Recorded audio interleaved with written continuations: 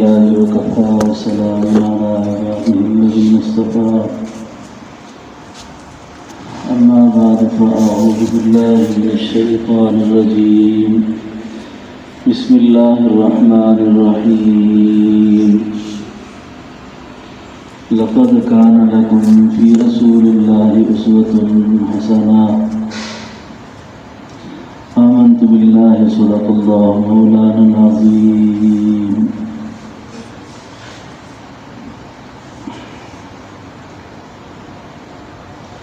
إن الله وملائكته يصلون على النبي يا أيها الذين آمنوا صلوا عليه وسلموا تسليما اللهم صل على روح محمد في الأرواح اللهم صل على جسد محمد في الأجساد اللهم صل على قبر محمد في القبور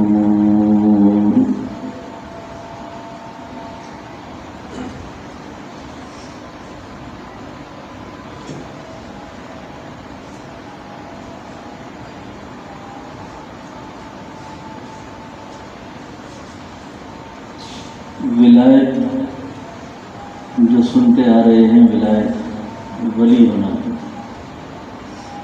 پرہیزگار ہونا، یہ دولت نصیب ہوتی ہے بدعات کو رد کرنے سے اور سنت کو اختیار کرنے سے۔ رسول اللہ صلی اللہ علیہ وسلم کے طریقے کے خلاف کتنا خوشنما عمل ہو، وہ ولی نہیں بنا سکتا۔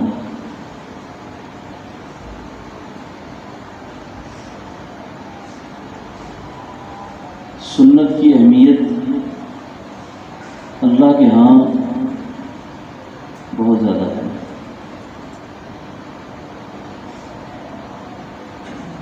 میں تصوف کے اندر جو خرافات پائی جاتی ہیں، یعنی تصوف کے نام پر جو بدعات آئی ہیں، اس کو میں سیرت طیبہ کی روشنی میں کچھ حوالے عرض کروں گا کہ اہل تصوف کے نزدیک، صوفیاء کے نزدیک سنت کو کیا اہمیت حاصل ہے۔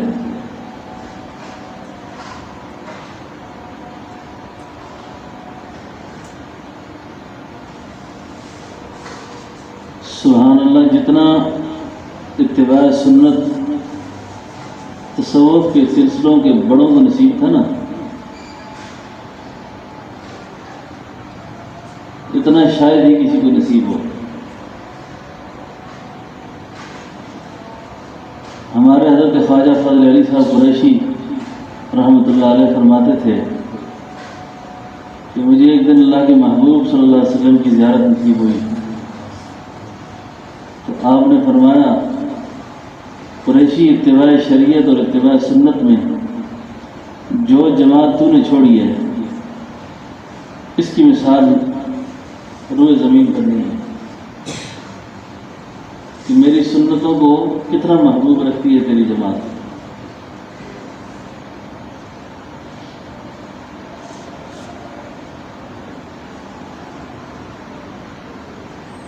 تو سنت کی اہمیت کو اجاگر کیا اور بدعات کا رد کیا۔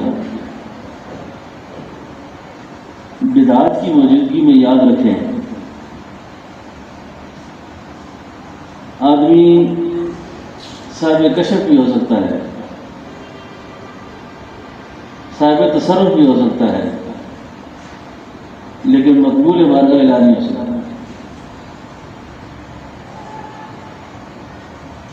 ظنی چیزیں، احتمالات کھل سکتے ہیں اس پر، کیونکہ ذکر کا یہ خاصہ ہے، اس کو کوئی بھی شخص کرے اس سے تصفیہ نصیب ہوتا ہے، اور تصفیہ جب نصیب ہو جائے تو باطنی آنکھ کھل جاتی ہے، ادراک کھل جاتا ہے۔ لیکن اس ادراک میں اور فراست مومن میں فرق یہ ہوتا ہے کہ فراست مومن میں دھوکہ نہیں لگتا، اس میں دھوکہ لگتا ہے۔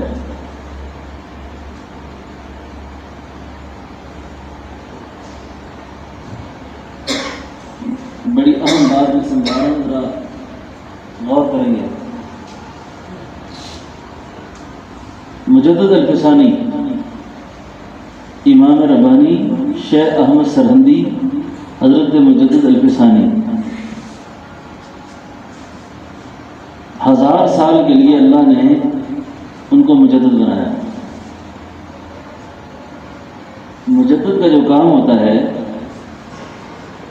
یعنی 600 سال ان کی گزر گئے، 400 سال ان کے باقی ہیں۔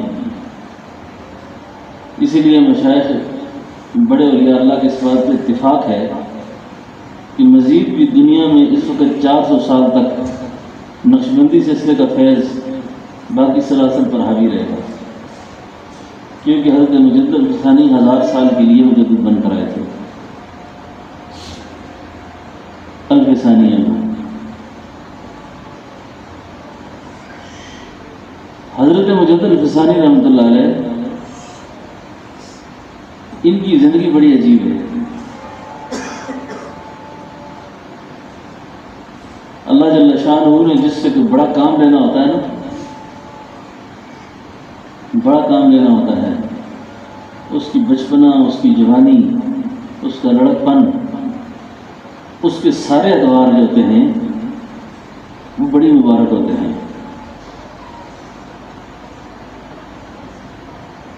گناہوں کی طرف اس کا رجحان کم ہوتا ہے، تبھی مناسبت لغویات کی طرف نہیں ہوتی، کیونکہ اللہ نے کو کام لینا ہوتا ہے۔ جس دن حضرت مجدد الفسانی پیدا ہوئے نا،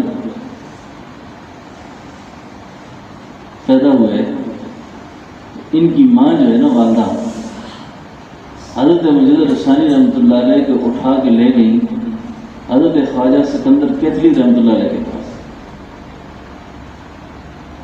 خواجہ سکندر کیتلی سلسلہ قادریہ کے بہت بڑے شیخ تھے،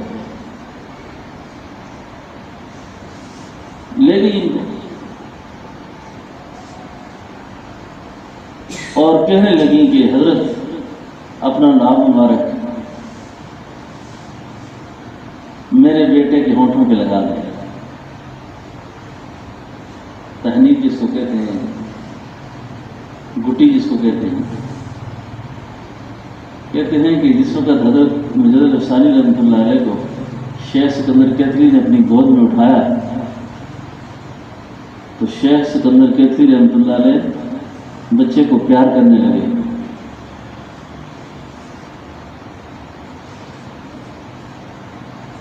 جو ہی بوسہ دینے لگے تو مجدد الفسانی نے ان کو ہونٹوں کر دیا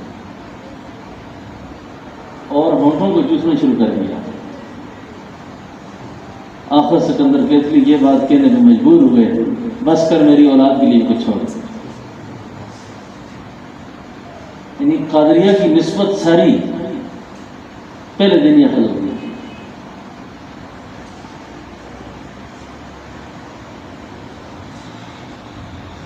اب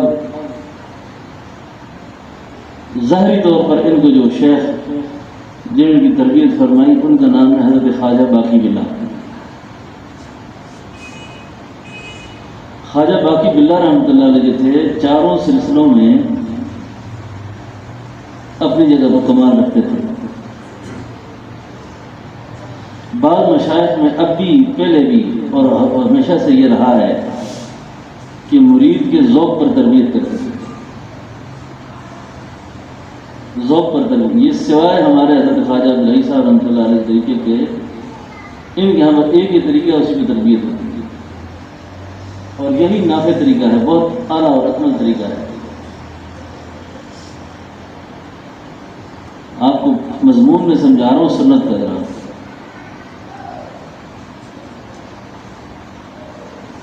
خواجہ باقی باللہ رحمۃ اللہ علیہ کی خدمت میں جب ان کے مریدین آتے تھے نا، تو کوئی کہتا حضرت مجھے چشتیہ میں بیعت کرے، تو حضرت ان کو چشتیہ میں ذکر دے دیتے کہ یہ کیا کرو۔ کوئی کہتا مجھے قادریہ طریقے میں بیعت کریں تو اس کو قادریہ میں بیعت کر لیتے، کوئی کہتا مجھے سروردیہ میں کریں تو اس کو سروردیہ میں بیعت کر لیتے۔ امیر صاحب جاگنا پڑے گا، موضوع بڑا ہی زبردست ہے، درمیانی بات بھی سنی، پوری سننی ہے۔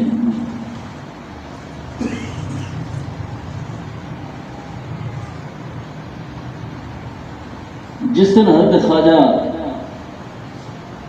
باقی باللہ کا انتقال ہوا نا، یہ حضرت خواجہ باقی باللہ کا انتقال 32 سال کی عمر میں ہوا ہے۔ کتنے سال کی عمر میں؟ ان کی عظمت کے لیے یہ بات کافی ہے کہ وہ حضرت مجد الثانی کے پیر تھے،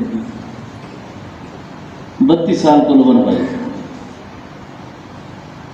اور تاریخ مشایخ چشت میں لکھا ہے کہ جس وقت یہ فوت ہو رہے تھے تو مجد الثانی رحمۃ اللہ ان کے پاس بیٹھے ہوئے تھے، تو انہوں نے وفات کے وقت نا ہاتھ اپنا آگے کیا اور اپنے اس مرید باصفہ اور خلیفہ عادل کو سلام کیا، السلام علیکم۔ وعلیکم السلام۔ کہ شیخ احمد میری رہائی وقت کا وقت قریب آ گیا ہے، میں رہا ہونے لگا ہوں۔ یہ پہلے سمجھے نہیں، فرمایا حضرت کیسی رہائی ہے؟ فرمایا آزادی مل گئی مجھے، دنیا کی قید سے چھٹکارا حاصل ہو رہا ہے۔ بس یہ بات کہی اور خواجہ باقی باللہ کی روح پرواز کی۔ دہلی میں خواجہ نظام الدین اولیاء کے مزار کے قریب ہی ان کی کا مزار ہے۔ اب حضرت خواجہ باقی باللہ رحمۃ اللہ علیہ کے جو مریدین تھے پورے ہندوستان میں تھے، لیکن بعض اللہ والے، کیونکہ اللہ والے بے نفس ہوتے ہیں، اپنے خادم کی، اپنے مرید کی یا اپنے خلیفہ کی جاتے جاتے تو ایسے تعریفی کلمات کہہ گئے تھے کہ ساری مخلوق کا رجوع ان کی طرف ہوا۔ تو کسی نے ایک دن پوچھا حضرت خواجہ باقی باللہ سے کہ حضرت مرید کا مقام پیر سے بڑھ سکتا ہے؟ فرمایا ہاں بڑھ سکتا ہے۔ کس طرح؟ کہا جس طرح مجد الثانی کا مقام مجھ سے زیادہ ہے۔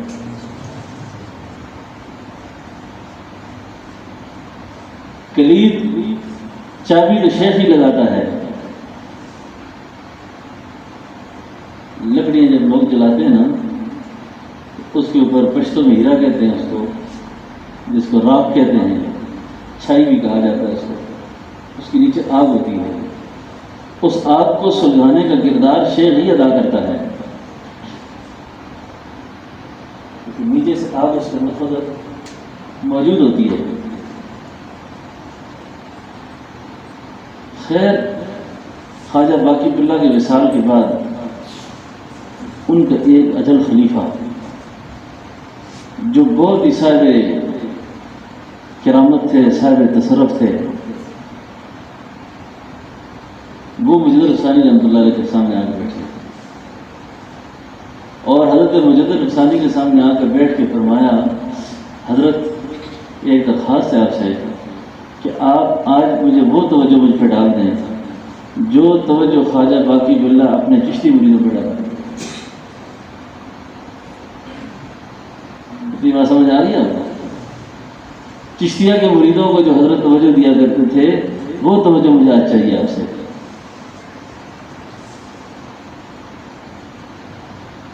لیکن مجد الثانی رحمۃ اللہ علیہ بہت دانا اور بینا پیر تھے۔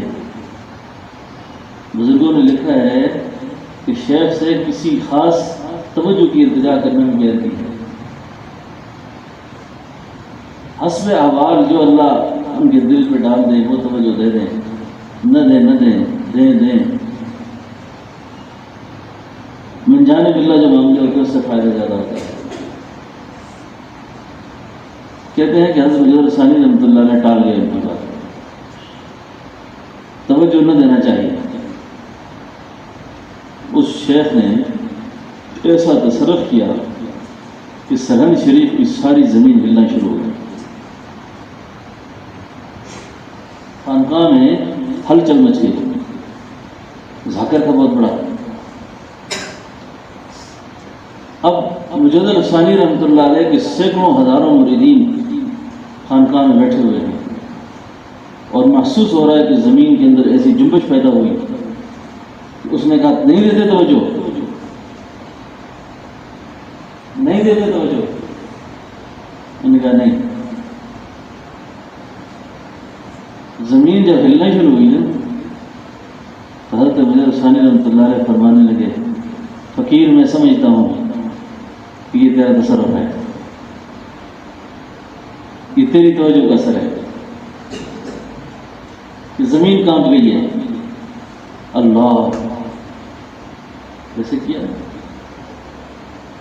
اپنے مرید سے فرمایا، اپنے خادم سے کہا بیٹا جاؤ میرا مسواک لے کے آؤ، مسواک لے کے آؤ. جب مسواک لے کے آئے حضرت نے اس مسواک کو زمین پر ٹیک دیا. جب زمین پر مسواک کو ٹیکا تو ساری زمین رک گئی، جنبش ختم، زلزلہ ختم. فرمایا تجھے اللہ نے یہ تصرف اور کرامت دی ہے کہ تو اللہ کے نام کی ضرب لگائے اور زمین ہل جائے، اور مجھے اللہ نے بھی کچھ دولت دی ہوئی ہے. میں اگر اس سارے قبرستان کی طرف توجہ کر دوں نا تو سارے مردے اٹھ کے یہاں آ جائیں گے، سارے مردے اٹھ کے یہاں آ جائیں.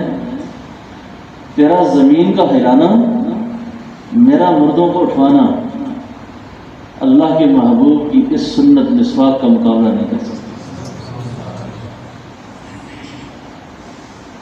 اصل نقطہ سمجھ آ گیا؟ اس سنت مسواک کا مقابلہ نہیں ہو سکتا. اب عام جو لوگ ہوتے ہیں، عام مریدین جو بیٹھے ہیں، ان پر تو بڑا اثر ہوتا ہے اس چیز کا، بڑا اثر ہوتا ہے اس بات کا، کیونکہ ہمارے پیر تو اس قدر پہنچے ہوئے ہیں کہ وہ یہ کام کر سکتے ہیں. ہمارے اکابر، ہمارے بڑوں کو اللہ بہت زیادہ خیر نصیب فرمائے. روایتی پیری مریدی کرتے تو لوگ سجدے کرنے کو بھی تیار تھے. تھانہ بھون میں مجدد ملت حضرت تھانوی رحمۃ اللہ علیہ کی خانقاہ کے قریب ایک صاحب آ گئے، انہوں نے خانقاہ بنائی اپنی. کہتے ہیں کہ کسی کا اخلاص ناپنا ہونا اور بندے نے اپنا اخلاص دیکھنا ہو کہ میرا اللہ سے کتنا تعلق ہے. اس شہر کے اندر کوئی اور مدرسہ قائم ہو جائے مدرسے کے سامنے، وہاں کوئی خانقاہ قائم ہو جائے خانقاہ کے سامنے، اس بزرگ کی قلبی حالت کیا ہے؟ یہ معیار ہوتا ہے حضرت تھانوی رحمۃ اللہ علیہ نے. آسان ہو جائے گا سارا مسئلہ آپ کے لیے سمجھنا کہ میرے اندر کتنا اخلاص ہے کہ میں کسی دوسرے کے دینی کام کو برداشت کر سکتا ہوں یا نہیں کر سکتا. اس لیے دین کے کام کرنے والے فرمایا وہ آپس میں رفیق ہوتے ہیں، حریف نہیں ہوتے.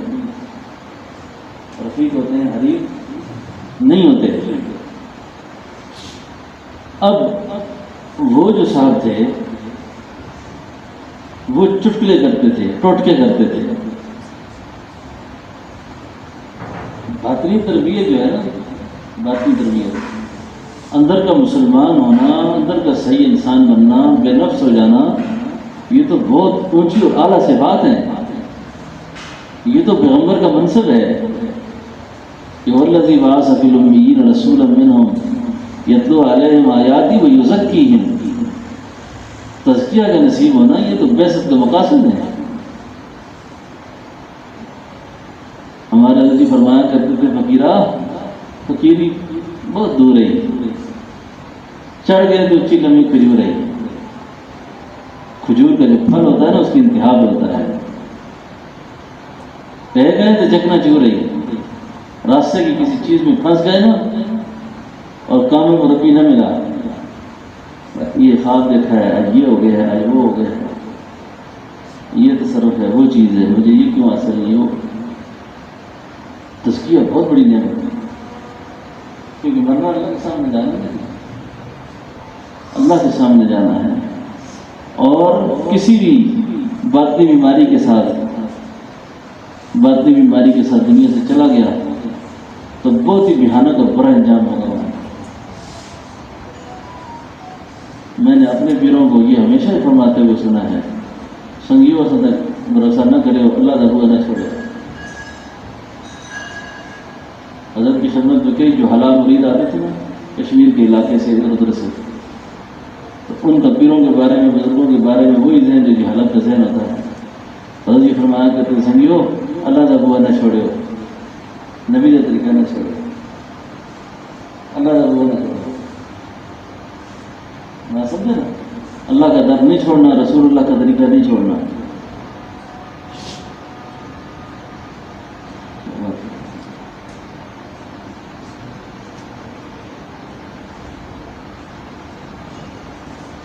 حضرت تھانوی رحمۃ اللہ علیہ تو کسی نے کہا حضرت یہ قریب میں جو بزرگ ہیں یہ کچھ ٹوٹکے کرتے ہیں. کیا ٹوٹکا کرتے ہیں؟ میں ایسی چیزیں ان کے پاس کہ لوگ آتے پھنس جاتے ہیں. مثلاً یہ ہے کہ وہ میز کے اوپر کرسی کے اوپر یوں آنکھ کرتے ہیں تو میز اور کرسی الٹی ہو کے سامنے آ جاتی ہے.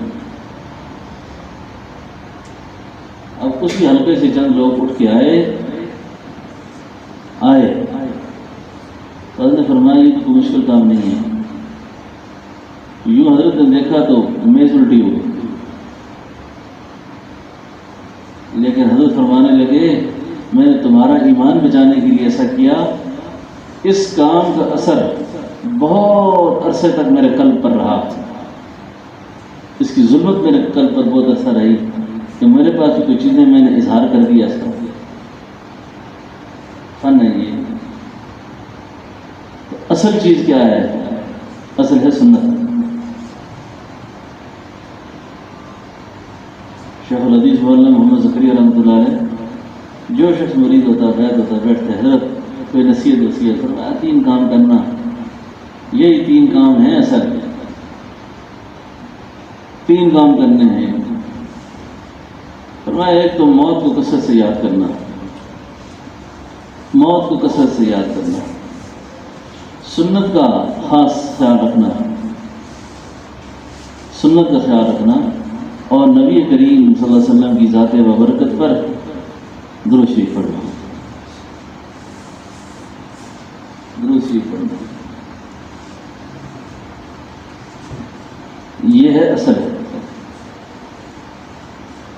آپ کو کوئی خواب نہیں آیا، آپ کو کوئی کشف نہیں ہوا. میں نے بزرگوں سے سنا ہے ولایت جو ہے ولایت وہ اتباع سنت میں ہے، ترک معصیت میں ہے ولایت.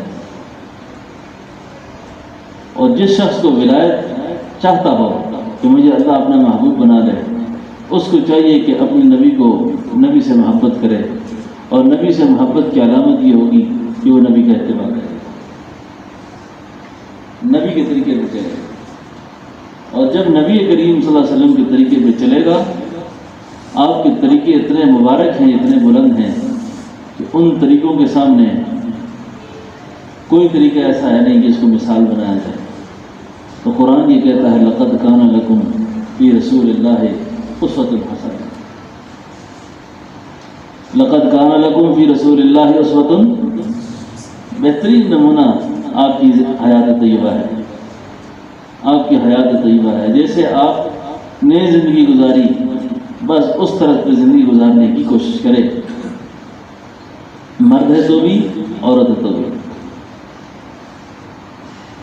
مرد ہے تو وہ بھی، عورت ہے تو وہ بھی. ایک چیز کا تو عزم اور ارادہ کر لیں.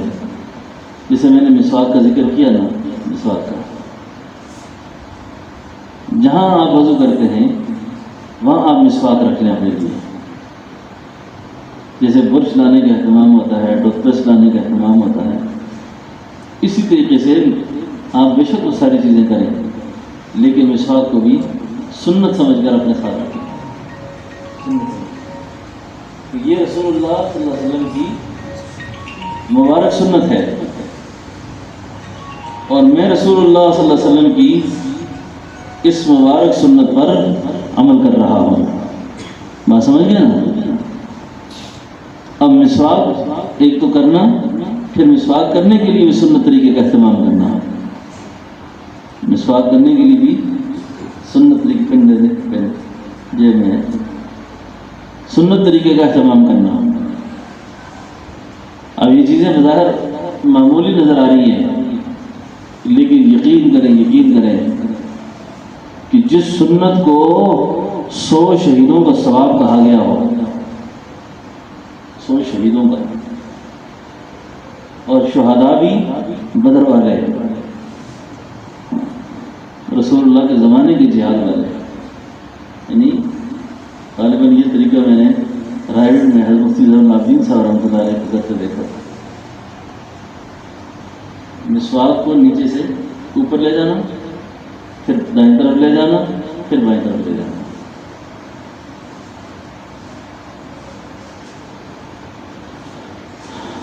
بزرگوں سے یہ بات سنی ہے کہ زاویہ نگاہ بدل جائے وہی عمل سنت بن جاتا ہے. آپ زاویہ نگاہ کو بدل لیں، یقین جانے آپ کو عشق رسالت نصیب ہو جائے گا. عورتوں سے یہ کہتا ہوں، آپ ہاتھ دھوتے ہیں نا، سارے کھانا کھاتے وقت ہاتھ دھوتے ہیں. اب یہی ہاتھ آپ نے رسول اللہ صلی اللہ علیہ وسلم کی اتباع میں دھونے ہیں، اتباع میں دھونے ہیں.